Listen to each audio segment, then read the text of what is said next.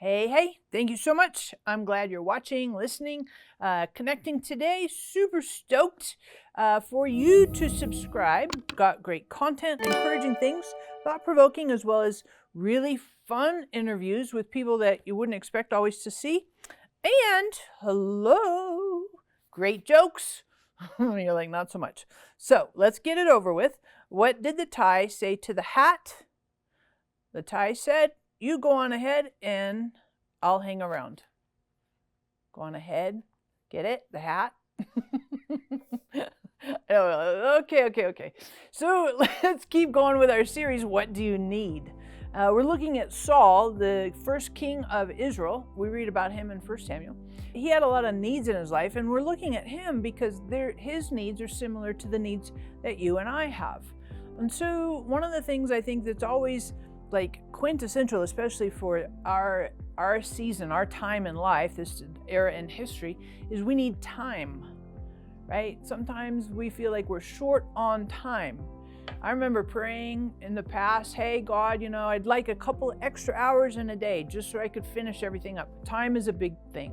And Saul had a struggle with time and impatience. You're like, what do you mean by that? Well, if you read in 1 Samuel 13, verses 8 through 13, Saul is waiting for Samuel. Samuel told him, hey, hang out, wait for me, I'll show up, we'll make a sacrifice, and then you can go off and fight the Philistines. And Saul waited for Samuel.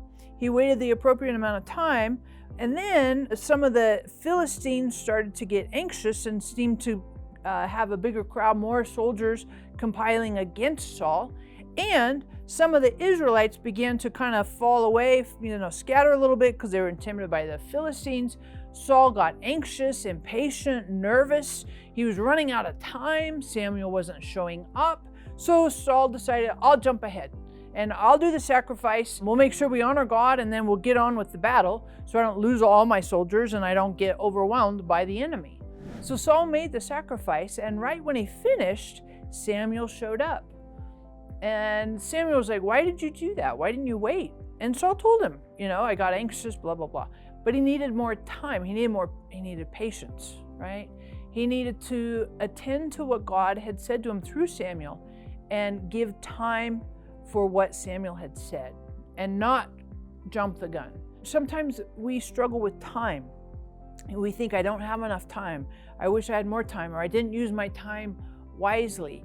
And sometimes time can be a challenge for us. I want to bring to your attention that God gave us time, and God blessed time. So if you read in Genesis 2, verse 3, this was the Sabbath day, the seventh day of creation. God rested, and it said he blessed the seventh day. He blessed time. And not only did God create the world and the planet and the universe and zebras and elephants and, orca whales, God also created time, and he blessed time. And so I think it's very important for us to consider that our times are in God's hands.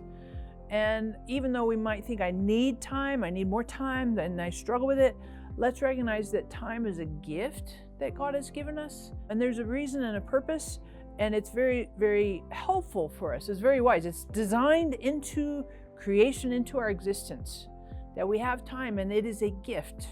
So let's choose to see time as a blessing, since God has blessed time, and let's appreciate the time that we have and recognize that God is blessing us through the time that he's given to us. Again, thank you so much for subscribing. Hit the notification bell right there.